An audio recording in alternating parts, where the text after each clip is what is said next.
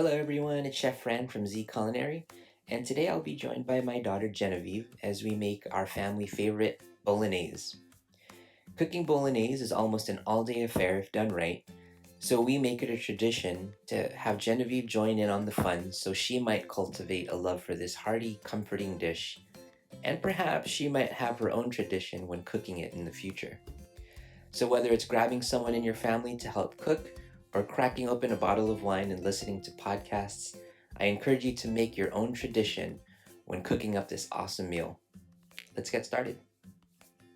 Bolognese is all about layers of flavor. So we'll start with melting butter in your pot over medium heat, and to this we'll add a little bit of vegetable oil so our butter doesn't burn.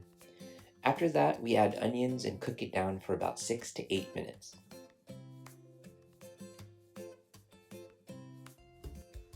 After our onions get nice and translucent, we're going to add carrots and celery and cook that down for another 8 minutes, being careful not to brown our vegetables.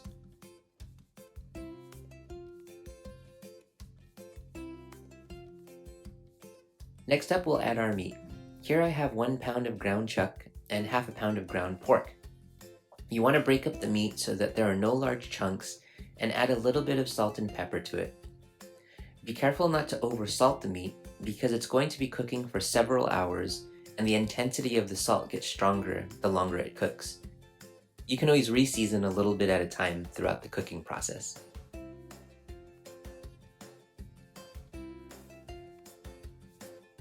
So we're going to cook our meat on medium heat until the liquid in the pot is almost completely evaporated for about 8 to 10 minutes, and then we're going to add milk.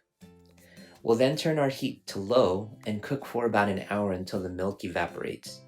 Make sure to stir your pot occasionally so the bottom doesn't scorch. After the liquid in the pot is almost evaporated, then we're going to add some wine, let that go for a few minutes on low. After we let that simmer for a few minutes, we'll grate some fresh nutmeg into our pot and then cook our sauce for another hour on low until the liquid evaporates. Finally, we'll add some canned tomatoes. Some Italian grandmothers like to crush the tomatoes by hand before they add them to the pot, but I like to crush them with a spoon and have a little bit of tomato chunks in my sauce.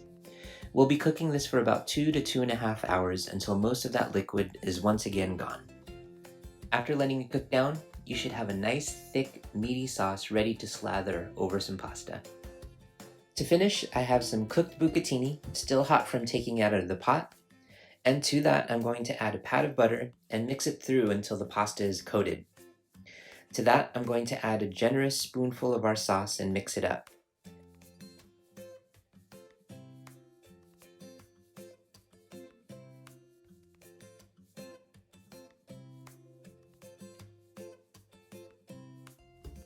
Then we'll get it to our plate. I'm going to add a little bit more sauce, some grated Grana Padano cheese, and of course some flat leaf parsley.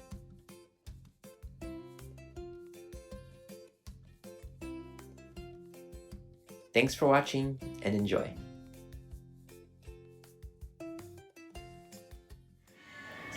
Yummy. You made this!